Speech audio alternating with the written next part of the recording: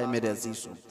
दुनिया हजार प्रोपेगेंडा फैलाए आज, तारीख के ऊपर तुम कितने धब्बे डाल करके छुपाओगे। अगर पीछे जाओ अरब की जाहिलियत में अगर जंगें देखेंगे आप, अल्लाह की पनाह, जो मशहूर जंगें हैं वहां की, हर्ब बसूस एक नाम से जंग हुई जो 40 साल तक चलती रही। बनी बकर और बनी तगलब, ये दो कबीले थे। इन कबीलों में हुआ क्या था, बनी बकर की ऊंटनी बनी तगलब के चरागाह में आ गई थी। ऊंटनी चरने के लिए आ गई गलती से, इस पर जंग शुरू हुई और 40 साल चली थी।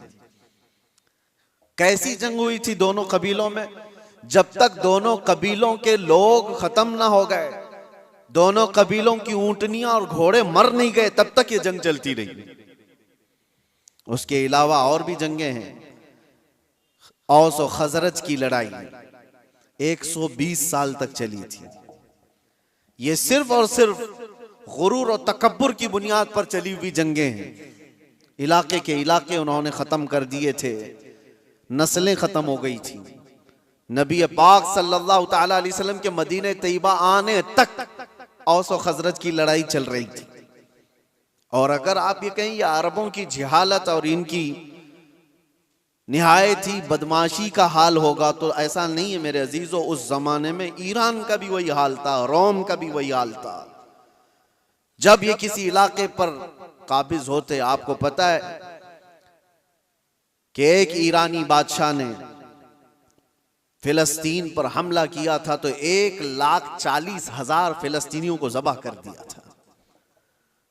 और रोम वाले क्या करते थे, रोम के ईसाई जब यहूदियों पर काबिज होते थे तो उनके यहां तो मशगला था।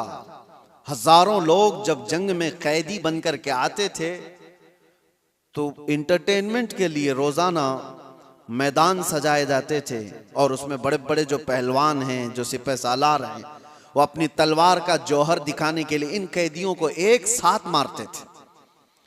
और ये मुकाबला होता था कि एक वार में कितनी गर्दनें उड़ा सकता है आदमी।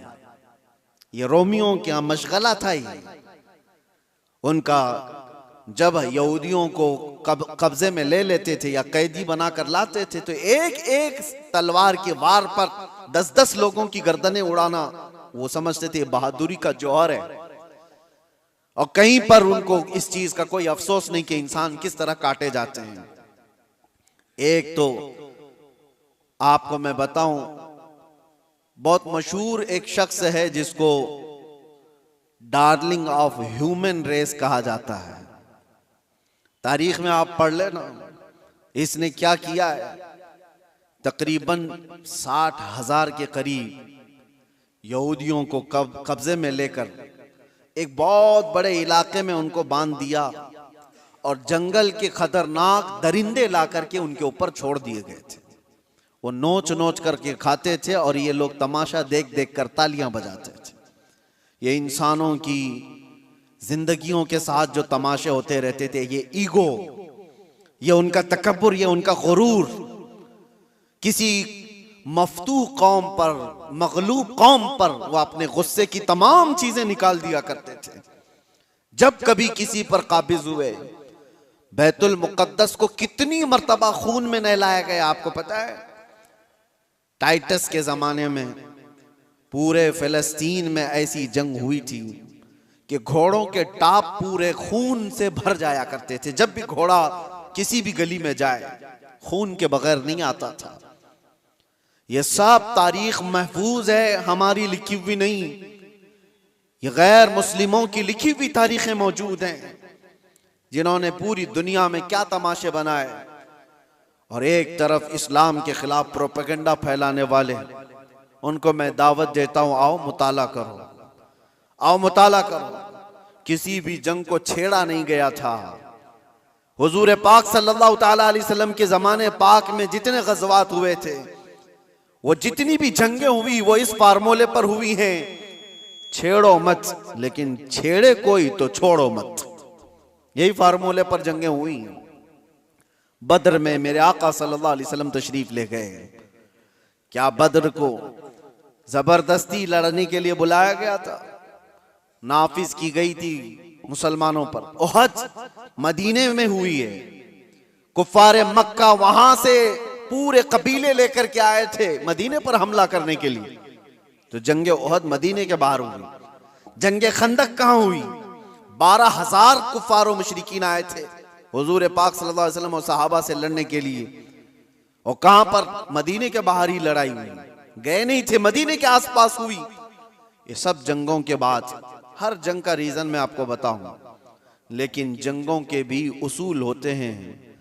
लेकिन दुनिया ये सिर्फ उसूल बताने के लिए कहती है, आज उस पर अमल कोई नहीं करता, अमल कोई नहीं करता। आप क्या समझते हैं ये जुल्म और बर्बरियत जो कुछ भी दुनिया में हुई किसी खास कौम के साथ है? सब कौमें इसमें मुलव्विस हैं, सब कौमें मुलव्विस हैं।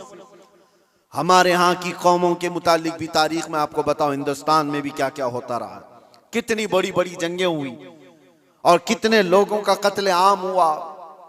राजाओं के, महाराजाओं के तख्त हासिल करने के लिए एक दूसरे की लड़ाइयों में कितने गिरजाघर तोड़े गए, कितने मंदिरों को तोड़ा गया, कितने माबदों को तोड़ा गया, ये सब चीजें तारीख में मौजूद है। लेकिन दुनिया इन सब से आंख बंद करके एक तरफ टारगेट की हुई है, सिर्फ इस्लाम, जबकि सबकी तारीखें भरी हुई। आपको अगर तारीख पढ़ना है तो आप उठा करके देखें किस राजे ने अपने तख्त बिछाने के लिए कितने लोगों को उस तख्त के नीचे दबाया है। आपको पता है ये जो पिरामिड्स बने थे उसके मुतालिक भी यही कहा जाता है। अहरामात मिस्र फराइना ने, वहां पर वो एक एक पत्थर पता नहीं कितने हजार किलो का है, इस तरह से वो जो बनाए गए उसमें हजारों ने, लाखों लोगों की लाशें खत्म हो गई हैं, कितने लाखों लोग मर गए उसमें। बादशाहों का निजाम यही रहा है, अपने हुसूल के लिए, अपने जाह के लिए, अपनी तलब के लिए इंसानों का कत्लेआम किया है, इंसानों का कत्लेआम किया। और जो वर्ल्ड वार फर्स्ट और वर्ल्ड वार सेकंड जो हुई, इसकी भी तारीख उठा करके आप पढ़ो, किस लिए जंगें हुई आपस में। ये तो ज्यादा दूर नहीं है ना, 1920 1940 के बीच में, ये ज्यादा दूर नहीं हुई, अभी 100 साल पहले की बात आपको बता रहा हूं। फर्स्ट वर्ल्ड वार और सेकंड वर्ल्ड वार में जो लोगों की मौतें हुई हैं, फर्स्ट में तकरीबन 3 करोड़ लोग मारे गए हैं, करोड़, 1 2 100 200 1000 2000 की बात नहीं कर रहा हूं, 3 करोड़। और सेकेंड वर्ल्ड वार में उससे भी ज्यादा लोग मारे गए, जख्मी हुए। ये सिर्फ और सिर्फ बादशाहों ने अपने तख्त के लिए, अपनी जमीनों के लिए लड़ाइयां लड़ी। और टोटल मेरे आका सल्लल्लाहु अलैहि वसल्लम ने अपनी जिंदगी पाक में 17 गज़वात में शिरकत फरमाई। कितने? 17 गज़वात में। और टोटल 17 गज़वात को मिलाएंगे तो 252 लोग मरे थे, इसके अलावा नहीं।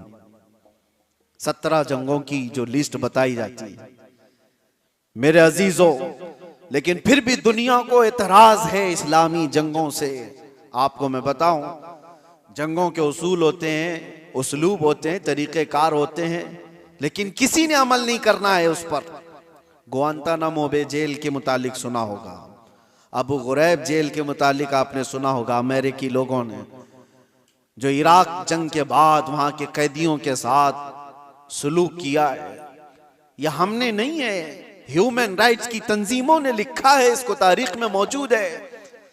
कैदियों को लिटा करके उनके ऊपर कुत्ते छोड़ दिए जाते थे, कैदियों को बांध करके उनके मुंह पर पेशाब किया जाता था और उनको गलाजत खाने पर मजबूर किया जाता। इंसानियत से गिरे हुए हरकतें।